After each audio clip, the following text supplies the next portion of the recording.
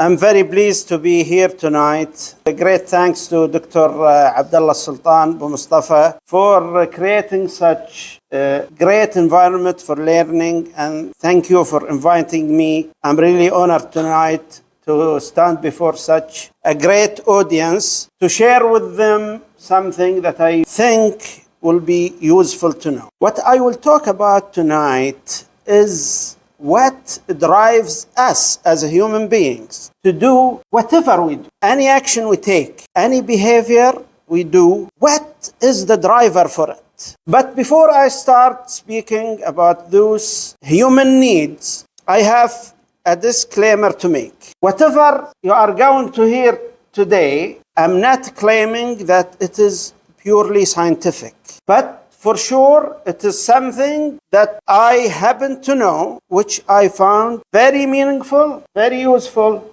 and very applicable. And that's why I'm sharing it with you tonight. So we have profound and deep need inside us, and it's those needs which drive our action. Psychologists try to find those driving human needs. It started with Sigmund Freud, then it was developed by Abraham Máslo in the 1940s. He developed what's called Maslow's hierarchy of needs. It's a pyramid with 5-tier needs, starting from physiological needs, then safety, then self-esteem, then self-actualization. But tonight, I'm not going to share the Maslow's hierarchy of needs. Rather, I found a better way of presenting those human needs, and it is what was presented by a motivational speaker by the name Tony Robbins. And it's not his work, but he packaged it in what I think a very creative way. So according to him, all our actions and behaviors are driven by 6 human needs. Tonight, I will explain those 6 needs. Then I will talk a little bit about why it is useful for us to know about those 6. And then toward the end, I'd like to accept a challenge from you. You give me anything you did today or yesterday or last month, which is not driven by those 6. I want you to challenge me. Tell me something that you did and tell me it's not driven by one of those. So what are those 6 needs that drives humans' behavior? Number 1, the need for certainty, al-yaqeen. We need to be certain. We need to be certain of what? Certain that we have a source of pleasure, comfort, and that we refrain from pain, torture, and fear. Why do we go to war? Why is every human being is interested in having a job? Why? He wants to get money. Why he wants to get money? To buy food and to provide shelter. What happens if he doesn't eat? What happens if he doesn't? He will feel the pain of hunger. So imagine that you wake up in the morning not knowing for sure that you will have enough money to bring food for your children. How would that make you feel? You will be unstable, ungrounded. So that deficiency, you want to be certain that today I will live with my beloved ones with comfort and away from pain. So this is the basic human needs, certainty, al-yaqeen. We want to be certain that we have enough source for comfort, pleasure, and that we become away from pain and fear. This is in Tony Robbins. He called it certainty. In the Maslow's pyramid of needs, it is the first basic layer of the pyramid: food, water, breathing. So the first basic need is certainty. What is the second human basic need? The second human basic need is the need for uncertainty. This sounds like a contradiction. While we want to be certain of some things, we love to be uncertain about another thing. We need variety in our life. They say variety is the spice of life. When you watch a movie, you don't want any other person to tell you the end of the movie because you want it to be unexpected. Why do you travel? To see new things that you have not seen before. Human beings need uncertainty in their life. They love it, but not when it comes to providing their basic needs like water or food or security or safety or health. They love to have some uncertainty. So uncertainty or variety is the second human need. The third human need is love and connection. They call it in the Maslow's pyramid, love and belonging. We need to be loved.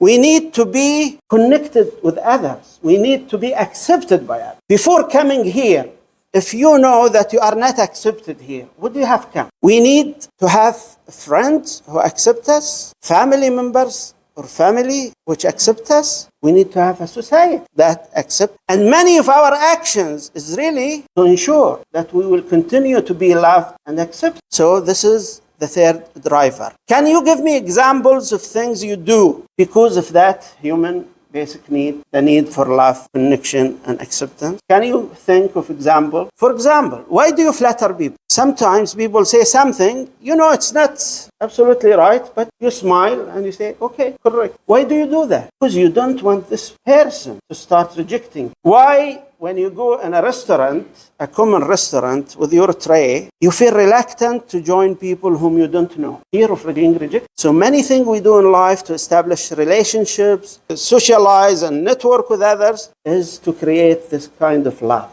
So we need to be loved and accepted and connected, and we also need to give love and connect with others. This is the third basic need. The fourth basic need is significance and importance. We need to feel that we are important and special. Okay, if we have all the food in the world, all the money, if we are secured, if we are loved and accepted, that's not enough. We want to be distinguished, special, important, meaningful. Let me ask you this. How would you like to be treated in a gathering like this when you first enter? That validate for you that you are important.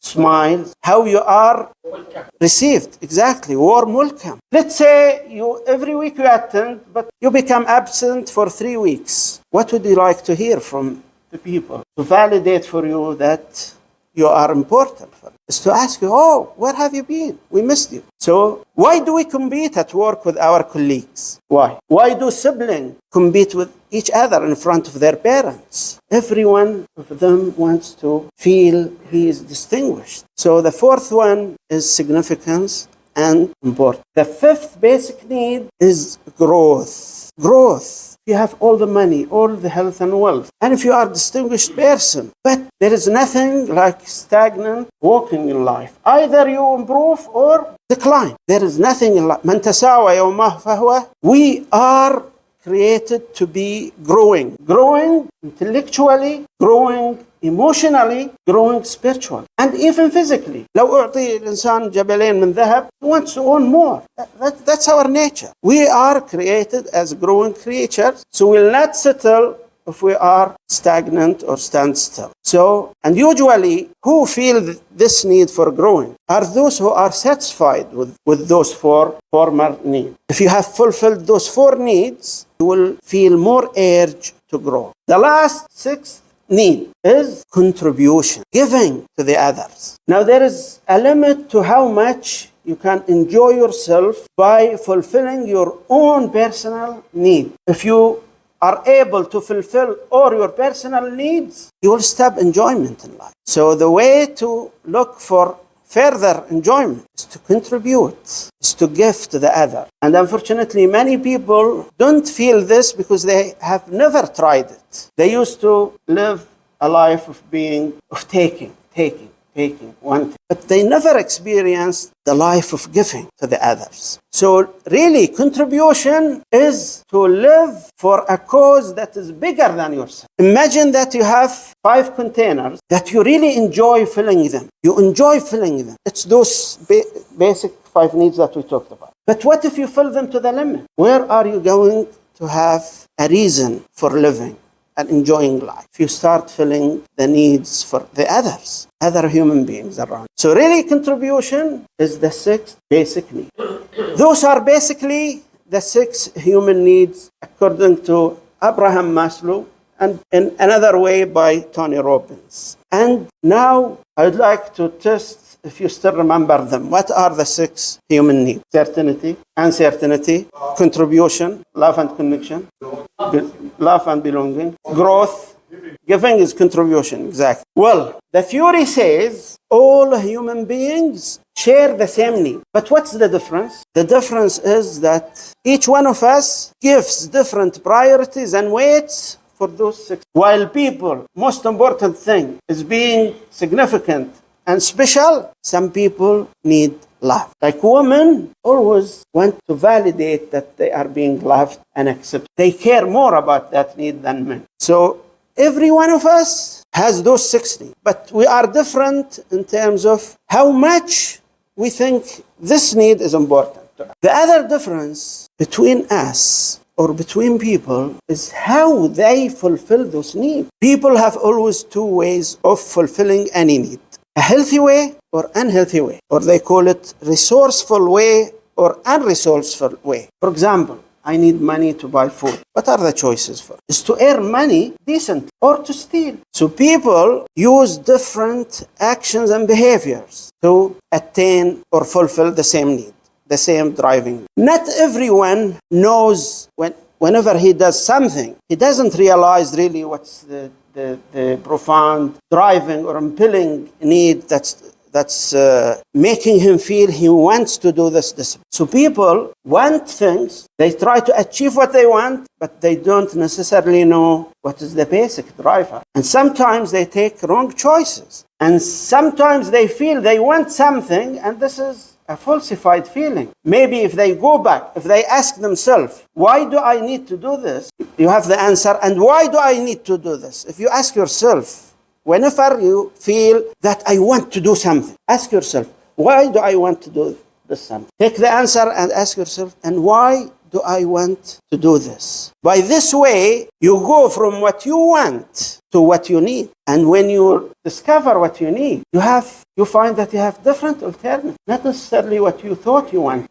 So this takes us to the third part of the presentation. Why is it useful to know those 6 human needs? Well, whether we know it or we don't know it, they drive us and drive our actions. To me, I think it promotes self-awareness. We become more aware of ourselves and more deep, profound more. When we do that, and when we know that my basic needs is basically everybody else's needs, I become more fair. Like when somebody does something, if I just ask myself, if anybody else does something that you don't like, always ask yourself, why is he or she doing this? You will always find that he is doing it because he is driven by one of those. And you understand him better. And you know how to deal with him better. So really, understanding those 6 needs promotes our self-awareness of ourselves. It makes us more emotionally intelligent and more socially in how to deal with people with integrity and dignity. I really, like I said at the very beginning, this was presented as part of psychology, but maybe it's not pure science. But I want you now to try to challenge this. Give me an action you take or a behavior you do which is not driven by one of those 6 needs. Can you?